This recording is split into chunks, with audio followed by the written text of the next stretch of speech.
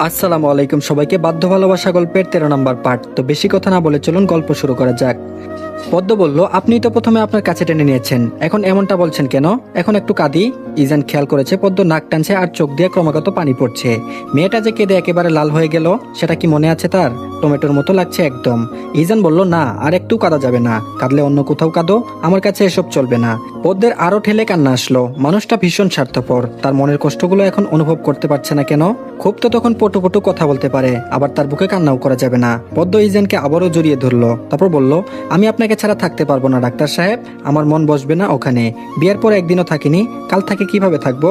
আপনি নাকি আমার হাসি অন্ধকারে অনুভব করতে পারেন, আজ যে আমার কষ্ট হচ্ছে সেটা কেন পারছেন না অনুভব করতে? ভালো লাগবে না তো আপনাকে ছাড়া থাকতে?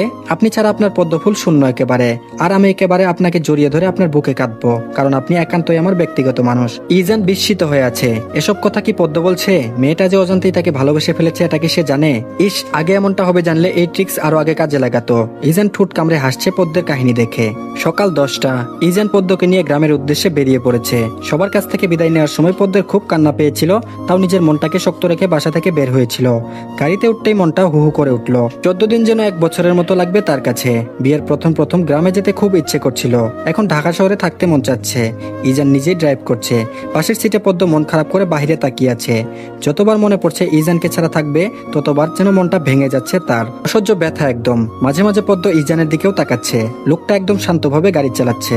পদ্ম নীরবতা ভেঙে ইজানকে বলল, আমি যে চলে যাচ্ছি আপনার কষ্ট হচ্ছে না? ইজানের দৃষ্টি সামনের দিকে, পদ্মের দিকে একবারও তাকালো না। তারপর বলল, না কষ্ট কেন হবে, তুমি তো এক্সাম দিতে যাচ্ছ, শেষ হলেই আবার চলে আসবে। পদ্মর মনটা আবারও ভেঙে গেল। তারপর বলল, জানি তো কষ্ট হচ্ছে না, আপনার মনে তো আমি নেই যে আমার জন্য কষ্ট হবে, কষ্ট তো হবে অন্য মেয়ের জন্য। ইজান গাড়িটা থামালো, অবাক চোখে পদ্মের দিকে তাকালো। ইদানিং তার ব্যবহারগুলোর সাথে অপরিচিত সে। গ্রামে যাচ্ছে এই সুখে বোধহয় পাগল হয়ে গিয়েছে। ইজান পদ্মের দিকে অনেকটা ঝুঁকে এলো, যা দেখে পদ্ম ঘাবড়ে গিয়েছে। তারপর বলল, কি বললে তুমি? পদ্ম থতমত খেয়ে গেল, তারপর বলল, না না কিছু বলেনি। আপনি গাড়ি চালানো বন্ধ করলেন কেন? ইজান হেসে দিল, তাও আবার সেই সুন্দর হাসিটা। উফ পদ্ম, আজ তুই শেষ হবে এই হাসি দেখে। ইজান আবারও ঠিকঠাক মতো বসলো। পদ্ম বুকে হাত দিয়ে নিঃশ্বাস নিচ্ছে। হঠাৎ এমন হওয়াতে ঘাবড়ে গেল অনেকটা। ইজান হেসে বলল, যাকে রেখে আসতে যাচ্ছি তার জন্যই তো কষ্ট হচ্ছে, কিন্তু আমি কষ্ট পাচ্ছি এটা দেখলে তো আর ম্যাডাম যেতে চাইবে না। পড়াশোনার বিষয়ে এত ভালোবাসা দেখায় না।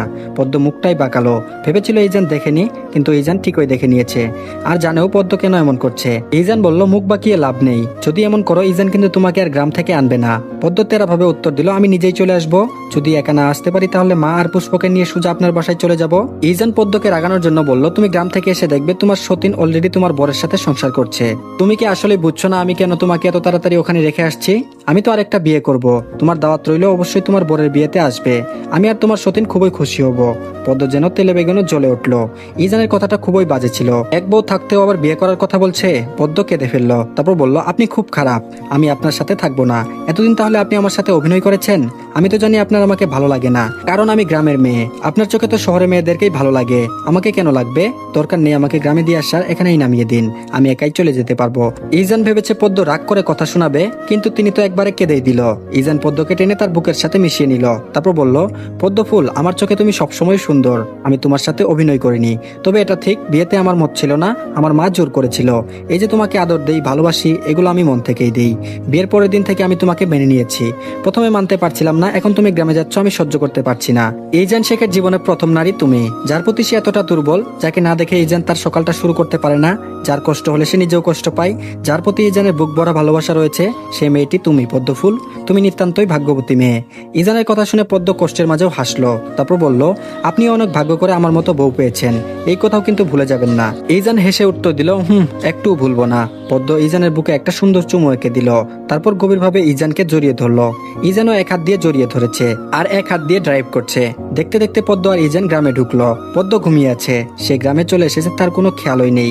ইজান পদ্মের বাসার জন্য এক গাদা জিনিসপত্র কিনেছে, সাথে আরো অনেক বাজারও করেছে। আসার সময় মনিরা শেখ বলে দিয়েছিল ও যেন বাজার করে নিয়ে যায়, কারণ নতুন বর হিসেবে বিয়ের পর প্রথমবার মেয়ে বাড়িতে গেলে বাজার করতে হয়। আর ইজানও তাই করলো, তার মা যা যা বলে দিয়েছে সে সবকিছু নিয়েছে। কিন্তু আফসোসের বিষয় হচ্ছে পদ্ম এগুলো কিছুই দেখতে পারলো না, সে তখন ঘুমেছিল। ইজান পথটা ভুলে গিয়েছে, তাই ইচ্ছা না থাকা সত্ত্বেও পদ্মকে জাগালো। ইজান পদ্মকে ডেকেই যাচ্ছে, কিন্তু পদ্ম ঘুম থেকে উঠছে না। এবার ইজান পদ্মের মুখে পানি ছিটালো, সাথে সাথে পদ্ম হড়বড় করে চোখ খুললো। ইজান বলল, উঠেছো তুমি? আমি কতক্ষণ ধরে ডাকছিলাম তোমায়। পদ্ম চোখ পিটপিট করে ইজানের দিকে তাকালো, তারপর বলল, কি হয়েছে? ইজান ভ্রু কুচকে তাকিয়ে আছে পদ্মর দিকে। ইজান বলল, তোমার গ্রামে ঢুকেছি, কিন্তু পথটা ভুলে গিয়েছি, চিনতে পারছি না ঠিকভাবে। পদ্মের মনে হলো সে ঘুমিয়েছিল, এখন আবার মনটা খারাপ করে দিল লোকটা। পদ্ম ঢুক গিলল, তারপর বলল, আচ্ছা আপনি গাড়ি চালান, আমি বলছি। পদ্ম বলছে আর ইজান সেই মোতাবেক গাড়ি চালাচ্ছে। মাঝে মাঝে বলতে গিয়ে তার কান্না চলে আসছে, তবুও মনটা সে একদম ঠিক রেখে ইজানকে বলল।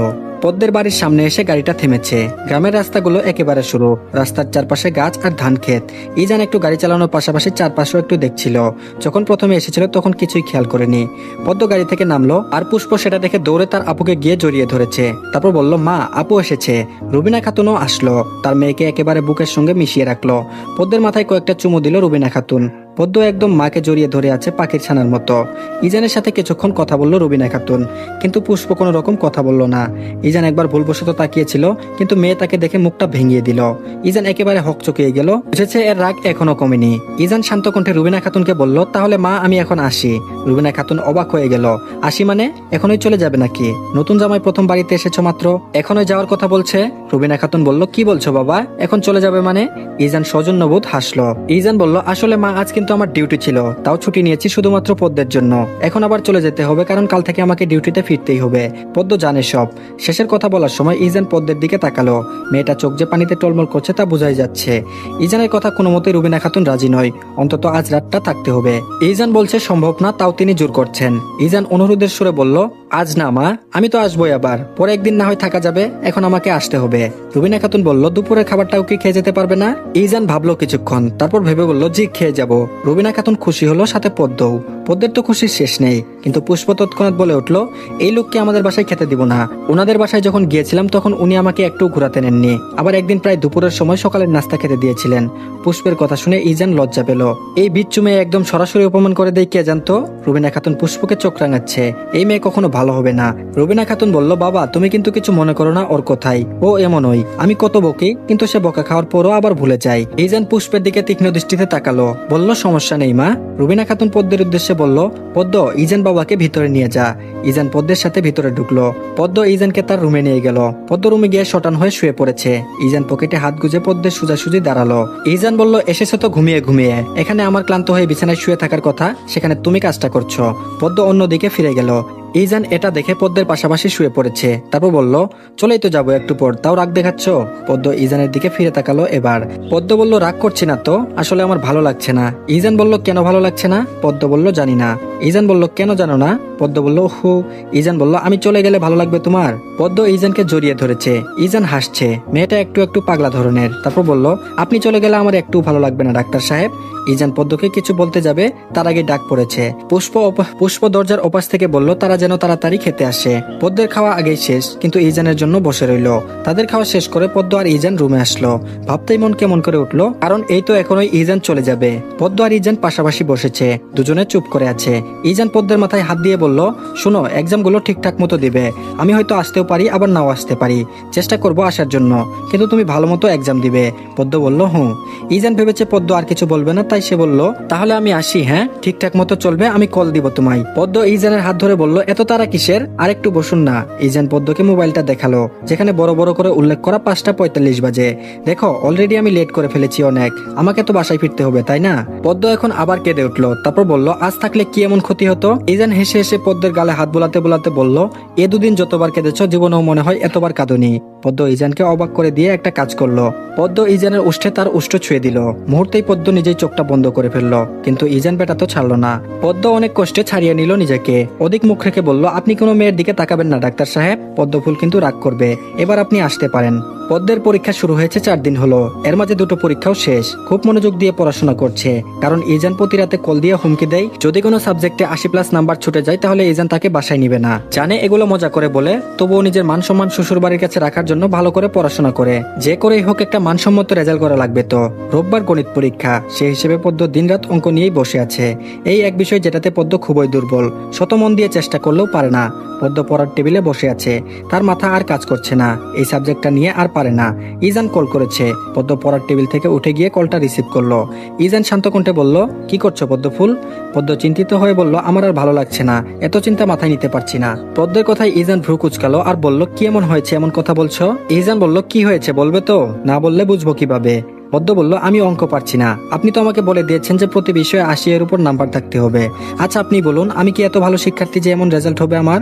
সব বিষয় ঠিক আছে, গণিত বিষয়টাকে একটু ছাড় দিলে হয় না? ইজান পদ্মের কথায় শব্দ ছাড়া হাসলো। এই মেয়েটার জন্য এত টেনশন করছিল, হাস্যকর ব্যাপার। পরক্ষণে ইজান গম্ভীর কণ্ঠে বলল, কোনো ছাড় দেওয়া যাবে না ম্যাডাম, আমি তো এত ভালো মানুষ নই। পদ্ম রেগে গেল, এই বিষয়ে একটু ছাড় দিলেও পারতো, বড্ড বাজে লোক একদম। তারপর বলল, আপনাকে কে বলেছে আপনি ভালো মানুষ? পচা লোক, আপনি মোটেও ভালো মানুষ নন। ইজান এবার শব্দ করে হাসলো। ইজানের হাসির শব্দ শুনে পদ্মের রাগ নিমিষেই চলে গেল, সেও হাসছে। ইজান বলল, আমার পদ্ম ফুলের রাগী কথাগুলো এত মজা লাগে কেন বলো তো? পদ্ম কথাটা শোনা মুহূর্তেই চোখটা বন্ধ করে ফেললো। পদ্ম উত্তর দিচ্ছে না দেখে ইজান বলল, আচ্ছা তাহলে কলটা রেখে দেই আমি? পদ্ম সাথে সাথে বলল, না না। আচ্ছা আপনি এখন কি করছেন? ইজান বলল, এক জায়গায় দাঁড়িয়ে আছি, যেখানে একজনের পারমিশন ছাড়া ভিতরে যাব না। পদ্ম কথাটা বুঝলো না, ইজান আসলে কি বলছে। পদ্ম বলল, বুঝিনি, কি বলছেন? ইজান একটা নিঃশ্বাস ছাড়লো, তারপর বলল, তোমার আমাকে এখন এই মুহূর্তে দেখতে মন চাচ্ছে? পদ্ম ঠুট কামড়ে ভাবলো কি বলবে। দেখতে মন চাইলে কি আপনি আসবেন নাকি? আর এখন তো আসাও সম্ভব না, কত দূরের পথ। ইজান বলল, আমি বলেছি তোমার এখন আমাকে দেখতে মন চাচ্ছে কিনা, আর তুমি বলছো আসবেন নাকি, কত দূরের পথ। আমি যেটা জিজ্ঞেস করছি সেটা বলো, অতিরিক্ত কথা বলা পছন্দ না। পদ্মের তো ঠিকই মন চাচ্ছে, কিন্তু ইজানকে কথাটা বলবে কিভাবে? পদ্ম কথা বলছে না দেখে ইজান ধমক দিল, তারপর বলল, কথা বন্ধ কেন? দুবার জিজ্ঞেস করছি, আমার কথা কি গায়ে লাগছে না তোমার? পদ্ম আমতা আমতা করে বলল, ভীষণ মন চাচ্ছে।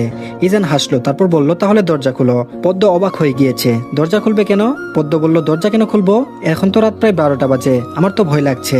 ইজান বিরক্ত হলো, এ কি আসলেই কিছু বুঝতে পারছে না? ইজান বলল, কলটা কেটো না, যাও দরজা খুলো, একটা সারপ্রাইজ ওয়েট করছে তোমার জন্য। পদ্ম কিছু বলল না, ইজানের কথা মতো কলটাও কাটলো না, আস্তে আস্তে গিয়ে দরজা খুলছে। যদিও ভয় পাচ্ছে, কারণ এত রাতে সে দরজা খুলবে, কাউকে ভয় না পেলেও ভূতকে ভয় পায়। যদি হঠাৎ দরজা খুলতে সামনে এসে পড়ে, ঠিক এই কথাগুলো মনে করে পদ্মার পা চলছে আবার চলছে না। পদ্ম আল্লাহ আল্লাহ করতে করতে গিয়ে দরজা খুলছে। পদ্ম দরজা খুলে 404 ভোল্টেজের শক খেলো। দেখি ইজান দাঁত দেখিয়ে হেসে দাঁড়িয়ে আছে। পদ্ম অবাক হয়ে পিছনে ফিরলো, ভেবেছে এটা মিথ্যে, আবার ইজানের দিকে ফিরে তাকালো। এটা স্বপ্ন নয় তো? তাড়াতাড়ি নিজের হাতে একটা চিমটি কাটলো, না এটা তো আসলে ইজান দাঁড়িয়ে আছে। পদ্মের রিয়াকশন দেখে ইজান হাসছে, নিশ্চয়ই সে খুব বড় অবাক হয়েছে। ইজান হেসে পদ্মকে জড়িয়ে ধরলো, পদ্মের মাথায় হাত বুলিয়ে বলল, পদ্ম আমি ইজান, এত অবাক হওয়ার কিছু নেই। পদ্ম অবাক হয়ে তার কথা বন্ধ হয়ে গিয়েছে, তারপর বলল, সত্যি এটা আপনি তো? ইজান হেসে দিল, বলল, হ্যাঁ এটাই আমি। পদ্ম বলল, অবিশ্বাস্য, কিন্তু আপনি এখানে কেন? ইজান ভ্রু কুচকালো, পদ্মকে ছেড়ে দিল, তারপর বলল, ওকে আমি তাহলে চলে যাচ্ছি। পদ্মের চোখ বড় বড় হয়ে গেল। পদ্ম বলল, এই না না, যাবেন না। ইজান বলল, তাহলে এখন কি করব? পদ্ম ইজানের হাত ধরে বলল, ভিতরে আসুন। ইজান পদ্মকে বলল দাঁড়াতে, সে নাকি গাড়ির চাবি রেখে আসছে। ইজান চাবি নিয়ে আসছে, সাথে আরো কিছু ব্যাগও। পদ্ম ব্যাগগুলোর দিকে তাকালো, বলল, এগুলো কি? ইজান ব্যাগগুলো রাখলো ভিতরে এনে, তারপর বলল, তোমার যে ডেঞ্জারাস বোন আছে বাবারে, সে জানি কখন আবার কি বলে অপমান করে ফেলে। তার কথাগুলো খুবই জঘন্য, দুলাভাই হিসেবে একদিনও ভালো করে কথা বলিনি, এমনি দেখা গেল অপমান করে। এখন যদি জানে খালি হাতে শ্বশুর বাড়িতে এসেছি, আমার ইজ্জত পানি পানি করে দিবে। পদ্ম হেসে দিল ইজানের কথা শুনে। এই দু মানুষের কখনো মিল হয়নি, ভবিষ্যতে হবে কিনা সন্দেহ আছে। তারপর বলল, আচ্ছা এগুলো এখানে থাকুক, আপনি ভিতরে যান, আমি আসছি। ইজান বলল, কোথায় যাবে? শুনো, কাউকে এখন বলার দরকার নেই, সবাই ঘুমিয়ে আছে। যদি বলেছে তো তাহলে আমি চলে যাব কিন্তু। পদ্ম বলল, আচ্ছা বলবো না, কিন্তু আপনি কি কিছু খাবেন না? ইজান বলল, আমি খেয়ে এসেছি, রুমে চলো এখন। পদ্ম ইজানের সাথে রুমে আসলো। ইজান ওয়াশরুমে গেল ফ্রেশ হতে। এই ফাঁকে পদ্ম ইজানের জন্য 1 কাপ চা বানিয়ে নিয়ে আসলো। বলেছে খেয়ে আসছে, তাই বলে এখন কি তাকে কিছু খেতে দিবে না নাকি? এজন্য চা বানিয়ে আনলো। পদ্ম চা তো বেশি পছন্দ করে না, তাই আর নিজের জন্য বানালো না। তো ধন্যবাদ সবাইকে, আজকের পার্টি এই পর্যন্তই।